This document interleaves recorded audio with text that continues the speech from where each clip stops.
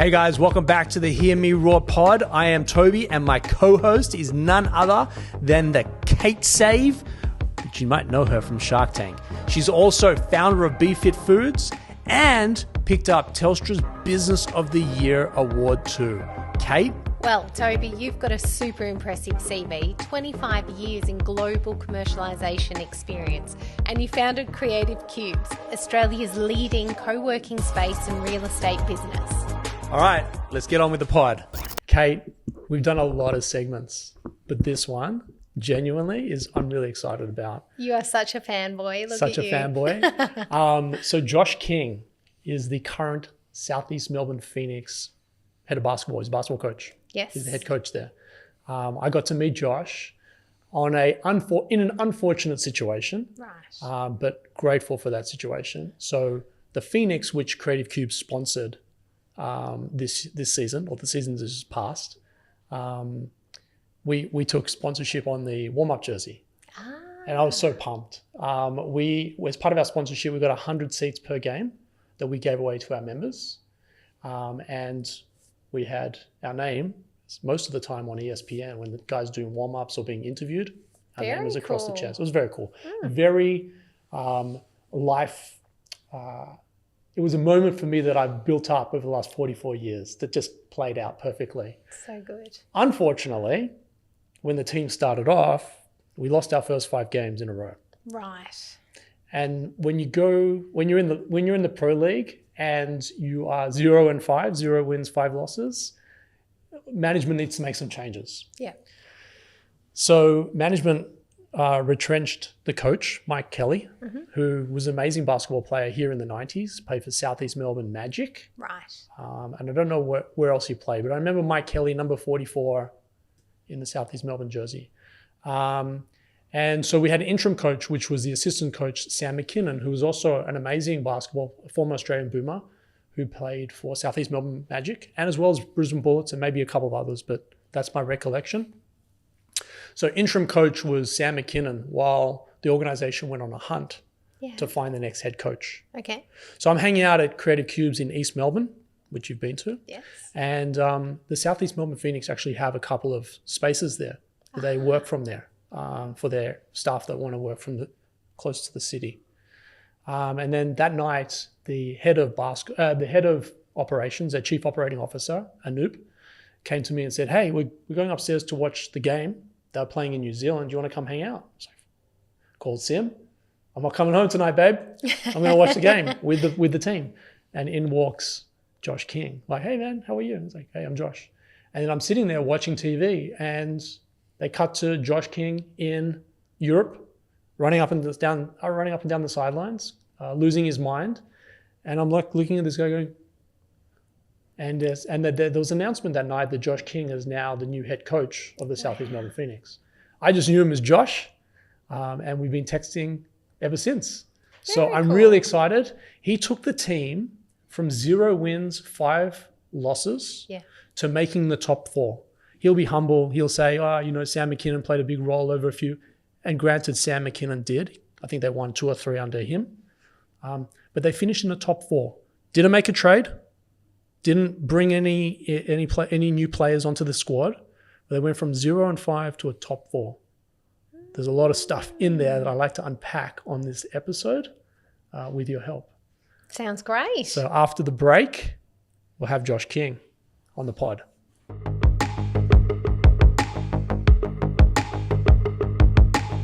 Guys, you've seen me put out content for years. It all started with James Shadrack from Purpose Productions. We've filmed over 800 vlogs, several hundred different pieces of content that has helped me take my business to the next level. We use Purpose Productions for all the content, pods, vlogs, and storytelling that we produce. Check out purposeproductions.co to learn how James and his amazing team can help you scale your business and get your message out there. Josh, welcome to the pod. Tobi, good to see you here. I'm happy to be here. Mate, I been watching all season, obviously. was not a fan of the Phoenix. In fact, as growing up, I vowed one day to buy the Sydney Kings. I grew up in Sydney, loved the Kings, and the Phoenix, and sponsoring the Phoenix this year was a real hard decision because it just wasn't in my heart. Yeah. And we started off 0-5, and then I met you, and really just got behind you. I wanted to see you succeed, and man, you turned it on. I don't know you're going to pay homage to the team, but the team has to have leadership. Yeah, sure. I think coaches get sometimes too much credit and too much blame. I think in this situation, I get a lot of credit for how the team went after I came along. Obviously, there was certain things I wanted to implement, and we can talk about some of that. But at the end of the day, in a sport, in a team, business, whatever you want to call it, the people that have to do the bulk of the work are the ones that are going to get you to wherever you want to go. And in this situation, it was the players, the 12, 13 guys that were on the roster. They got to make the baskets. They got to get the stops. So I will always give them 99.8% of the credit. Okay, in my very limited knowledge of basketball, I have been listening to everything I can, and I've heard that you're a unique coach in that you're not an old style coach that just hammers people. You're empathetic and you have a very different approach to coaching. Can you tell us about that? Yeah, I'm day to day. I'm very much. Tobi introduced you as losing your shit on the sidelines, but I'd heard very differently. Yeah, I think a lot of that once the game comes on, it depends. Or once the game starts, I always try to get a feel of what my team needs from me. Yeah. And it can vary from day to day, from game to game, from quarter to quarter, from minute to minute. I think sometimes they need to feed off my energy. Sometimes they need me to be a little bit more relaxed. But when the game starts, I'm every play matters. Just like everything always matters. And I coach every play. A lot of times in sport, at the end of the game, people always want to talk about the final decision or the final play, and I'm always a person that's going to talk about the entire situation, because I think every play is important, and that's why I usually coaching the way I am. That's so interesting that you don't get to the end and just have a screaming match, but done nothing along the way. Well, actually, I witnessed something. Yeah, so interesting. I had the privilege and the fortune of going to Wollongong. We just played a 3-game series, and unfortunately, the team lost. But I went to Wollongong on a Friday night. We came home on the Saturday morning. Sunday, we played game 2. We won game 2, which then forced a game 3 back in Wollongong. And there was a play that happened in Wollongong where the floor wipers were out wiping the floor, and Nathan Sobey, who's the captain, was coming down the court, and the players didn't get out of the way in time. The floor wipers didn't get out of the way in time. I happened to be I sat next to the floor wiper on the baseline, and Sobey got whacked, but no ref called it. And he kept going, "Hey, Josh, call the replay. And Josh was in a moment and unfortunately missed the window to call for a replay. A couple minutes later, timeout happened, and Josh beelined straight for Sobey and said, "My bad. I should have had you on that one, and I didn't. My bad." And Sobey was like, "It's all right."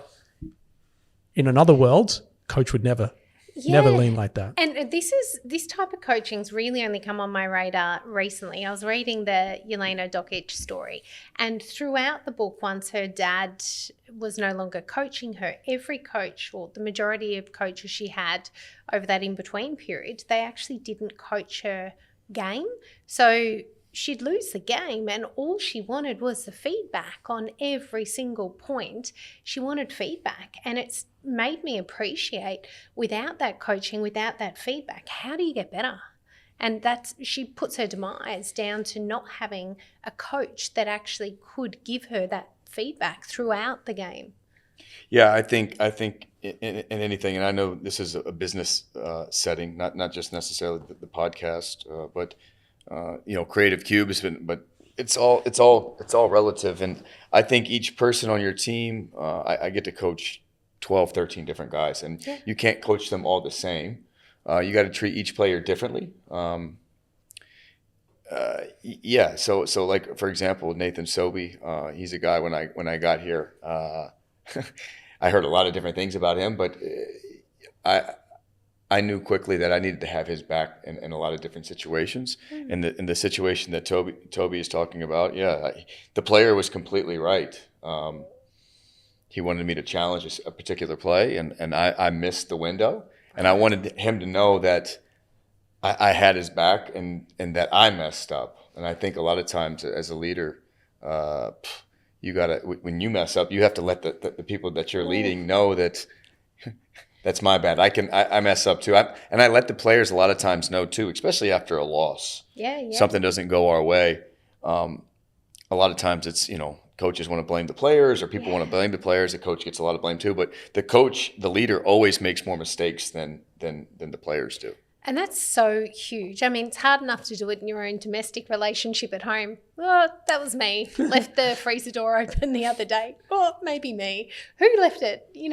And being able to actually do that in the moment too, not face it the next day via a text message or a cop out, just actually being there, showing up. And well, we're talking about game 3 of the NBL semifinals in a moment. Yeah. Like, I left the freezer open is a sort of like husband, wife, or kid sort of confession. He's doing it in front of 10,000 people. And publicly, and the rest of the team, and that judgment. What I saw, and we haven't spoken about this, Josh, but like what I saw was Sobey was heated.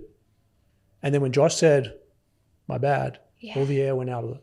All the heat went out of the moment. Yeah. And he's like, okay, cool. And I saw him come off the sideline to his player.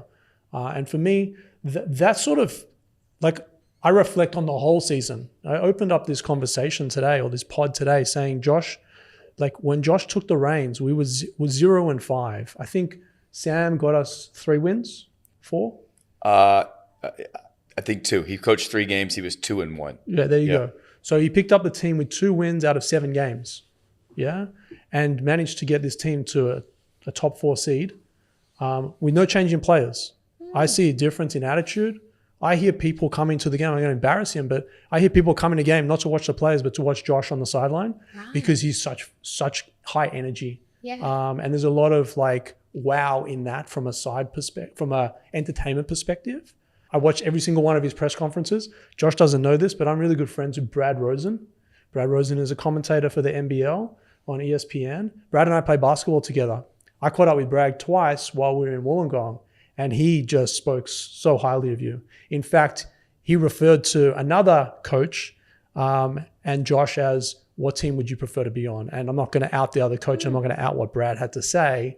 But I was like, because I watched both press conferences and Josh is always paying homage to his team at every chance. So what do you think your experience has been when you've travelled around coaching? So Germany, Czech Republic, Turkey. What does that bring to the game here? What experiences do you have from coaching all around the world that you're bringing here? Well, I have different perspective. Like each league is different. A little bit different style of play. I think that's more like from a basketball thing. But you as a person, if you just coached in Australia, not seen anything else, do you think that's changed the way you coach or opened your mind, or how does that? Yeah, you have to adapt. I think you always have to adapt. I think the game is different over there. Yeah. The players are treated a little bit differently here. There's a different culture in Australia, like an Australian culture for the league. What does that mean? I think this league is more relaxed league. It's more of a kind of go with the flow. It's more modeled off after the NBA. Yeah. Whereas Europe is more of a eat 'em. Yeah, it's a like more the soccer. It very much is. It's more of a kill or be killed. Yeah. Not to say I obviously replaced a guy that got let go for not being a killer. Not killing enough. But Australia is more. They've told me this. It's a mate's culture. It's which I like and I appreciate. So there are some different things that I have to do as a coach to kind of adapt to that culture. And if I always say if you can feel the temperature in the room, like you can kind of adapt pretty quickly. And I try to do that some. But at the end of the day, I'm always going to be myself. there's a famous American football coach, Bill Parcells, and Bill Parcells talked about in one of the books I read on him, when he first got into coaching, he was trying to be like all these other coaches, all of his mentors, and it took him a couple of years to realize, like, no, you got when you're a leader or you're a coach and you're trying to get your teams to do what you want them to do, you can't be somebody else. And what I try to always do is be myself, whether that's good or bad. So makes sense in business, though, as a boss too. I know I've had directors on the board that have told me you need to be more like this, more like that. And I know within a couple of months of doing that, I am drained, like a dead battery. Same for me. That cannot function. And I hate myself. The team hate me. You go back to being yourself. Everyone's happy. You're fulfilled. So I sort of get that. But one more question about now being a parent. Has that changed anything in the way that you coach or the way that obviously you as a person, there wouldn't be a person on the planet that doesn't have a kid and changes a little bit. But what do you think that's brought to the game in your coaching? It gives you a little bit of perspective on what's, I guess you'd say, really what is really important. But I try to compartmentalize. Yeah.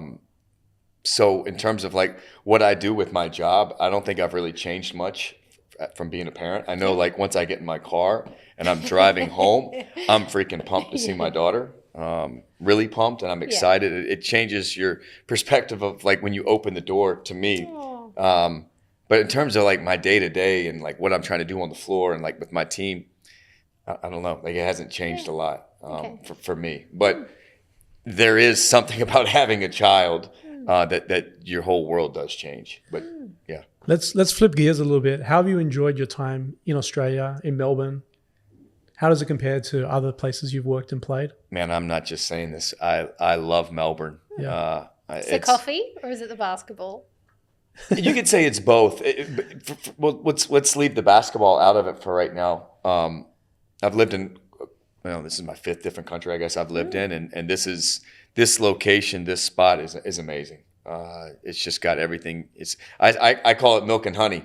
Everybody, I tell you, this is the land of, like, our season was over. Everybody's like, hey, when you leaving? I'm like, I'm not leaving unless, I got to get my visa stuff straight. But once I get that straight, I'm not leaving. I will go back and visit my family and stuff like that. But I'm not in a rush to get back home. That's such music to my ears, because I really do enjoy hanging out with you away from basketball and pod and all this and work. I'm glad you're here. Next season, are you already planning, or are you just kind of just defrosting from this season at the moment, thawing out? Both. Mm-hmm.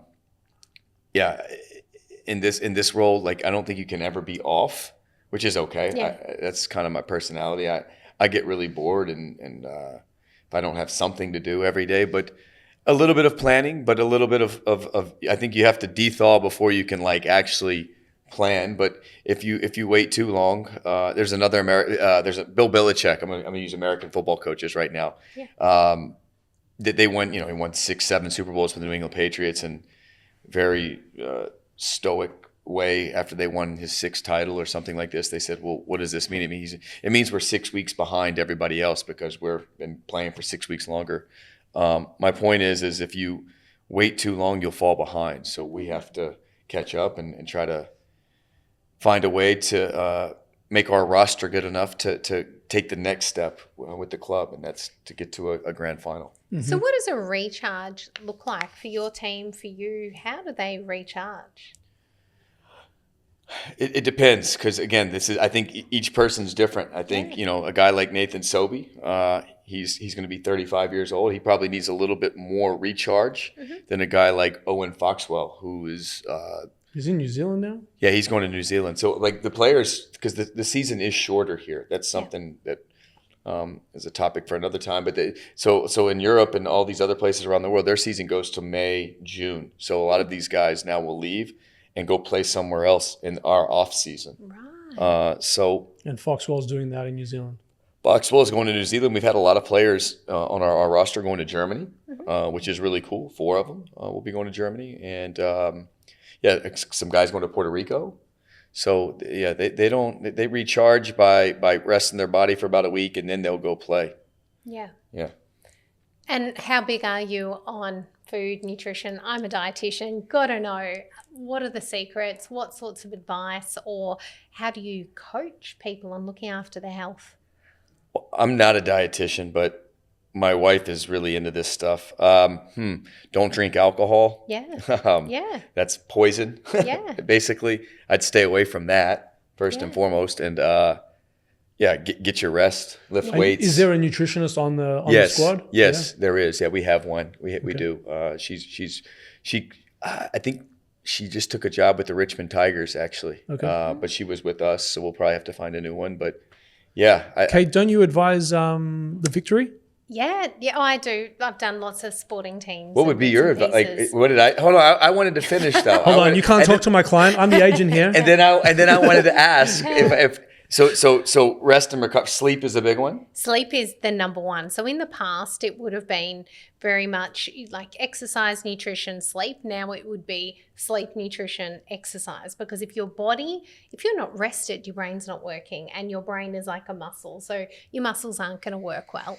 And if you're not putting your fuel in, then you can't get the best out of your body or your muscles. So I think the big thing is hydration now too first. So actually, the worst thing you could do is go into a game dehydrated. You'll lose an instant sort of 10% of performance. So that would be key.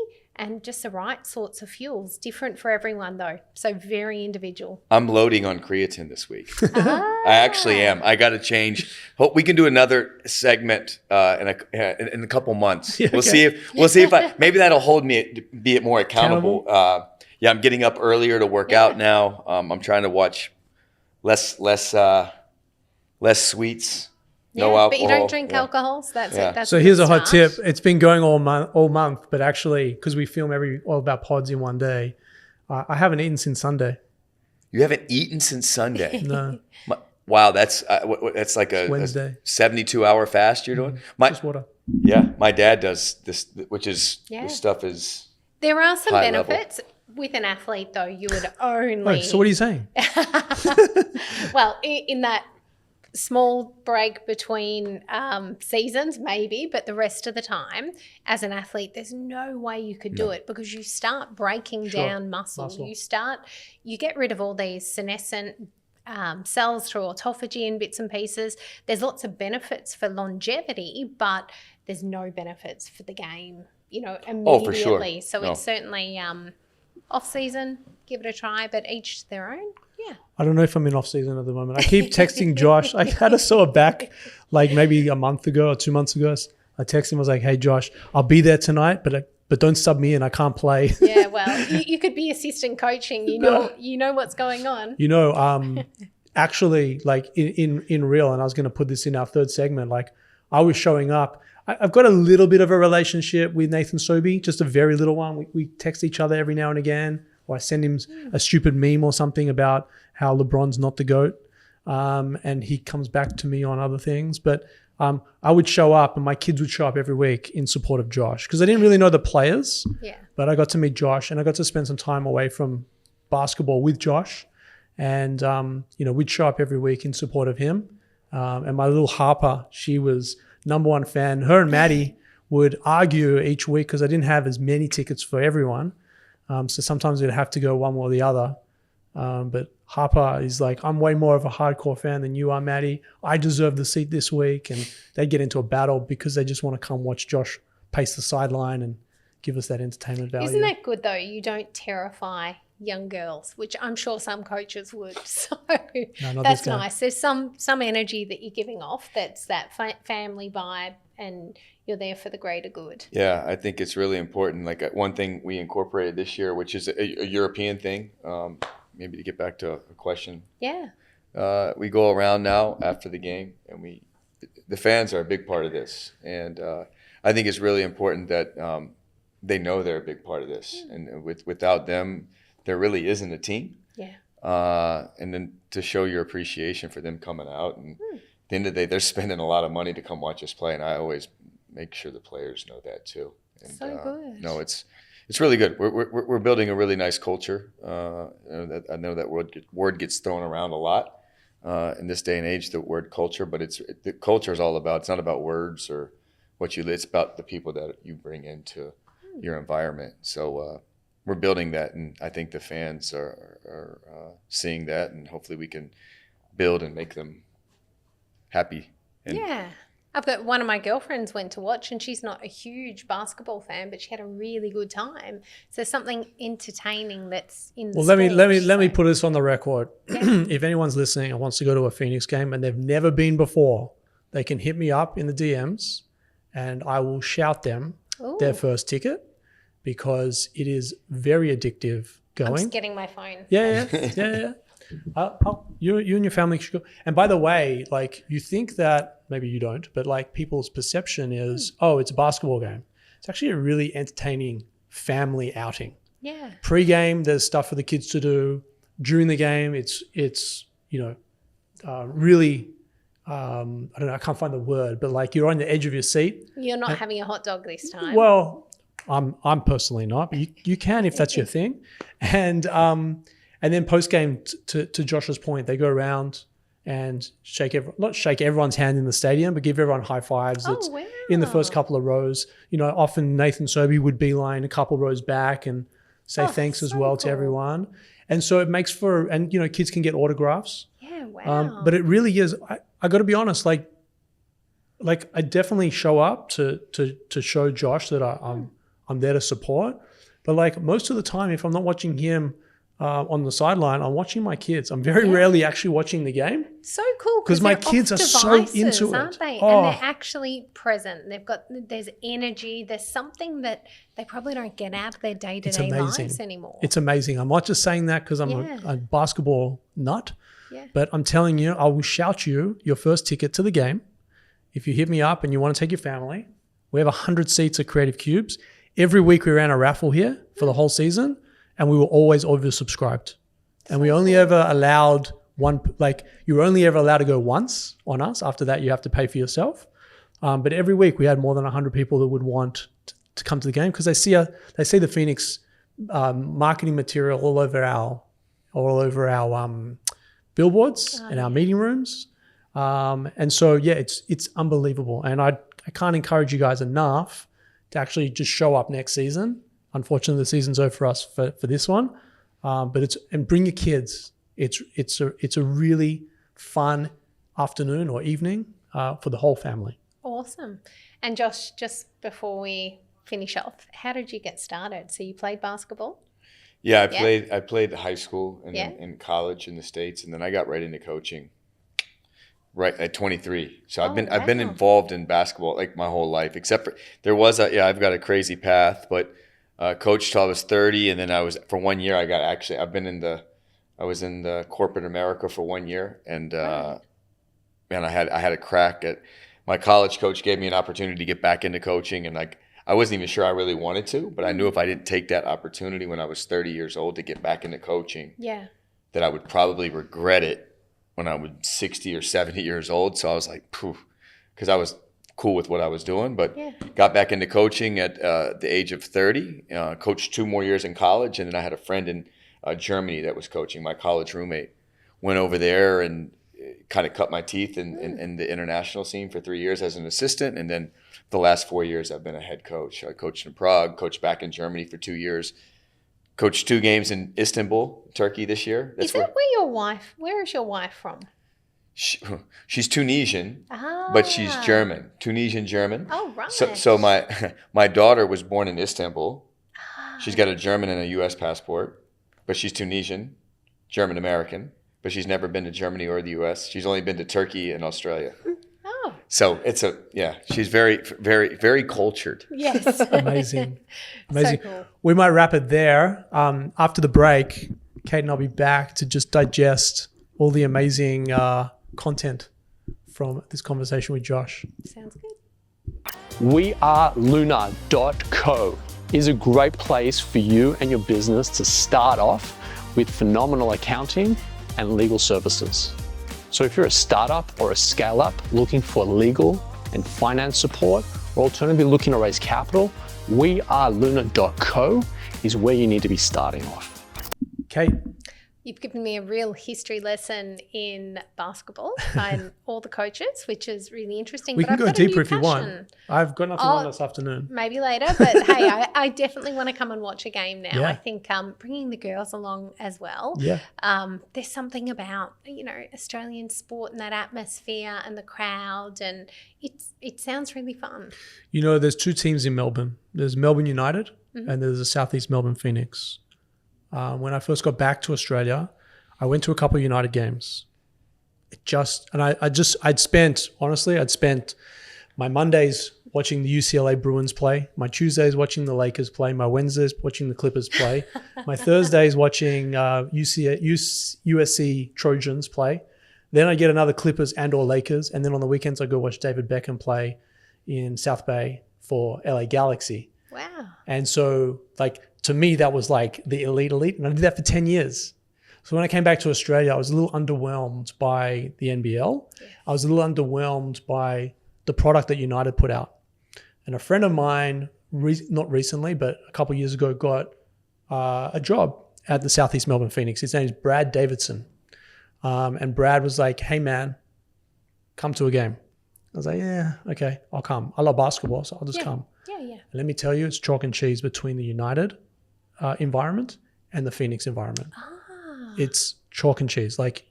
For me, I couldn't do the United thing. It was just, there were a lot of people there, but they weren't wildly passionate fans. They were fans and they were happy to be there. You go to a Phoenix game, not only is mum and dad there, but so are the kids, and everyone is into it. Everyone loves it. The players show their appreciation back in reverse because, buying a ticket puts food on their table. Yeah. And so I was very instantly hooked. And then last season, or the season that's just past us, I got the opportunity to come in as a sponsor. Initially, I did it for Brad. I was like, yeah, I'm proud of Brad of how he's developed as a young professional. Yeah. And I wanted to get around him. And then that was sort of like a gateway into the team. And then the team took up residency at East Melbourne at Creative Cubes. And so I got a little bit more. And then unfortunately the 0 and 5. And then I got to meet Josh. And when I was in America, there was not one American that doesn't love an Australian. And so I said to Josh, and I think I said this to him at the time, I was like, you're now here in my country. I need to pay back for all the great the Americans did for me when I lived over there. Aren't they? And so maybe I bother him a little bit. I won't get him to confess that, but I just want to make sure that he's happy and safe and if he needs anything. And so for me, it's become a real lifestyle thing. And I've got my girls in and I got Brad sent us a poster of the team poster. It's almost like a school photo. So cool. Everyone's standing in the row and my daughter would tell her grandpa when he comes over for dinner, who the player is, and we need more from him. We're not getting enough from that, and we've got too much from this guy, and this guy's been injured. And Foxwell, well, I've got Foxwell's shoe in Dad's study at home because he gave it to her after a game, and and they're into it. And so for me, it actually really fulfills me as a father. Yeah, it fulfills me as a passionate basketball player, and it fulfills me as a business leader, watching great leadership, watching the humility on the sideline and the humbleness in the press conferences. When I grow up, I want to lead like that as well. And so cool to have girls in sport too. Yeah, I know, right? Yeah. All right, guys, that's been another great ep. We'll see you on the next one.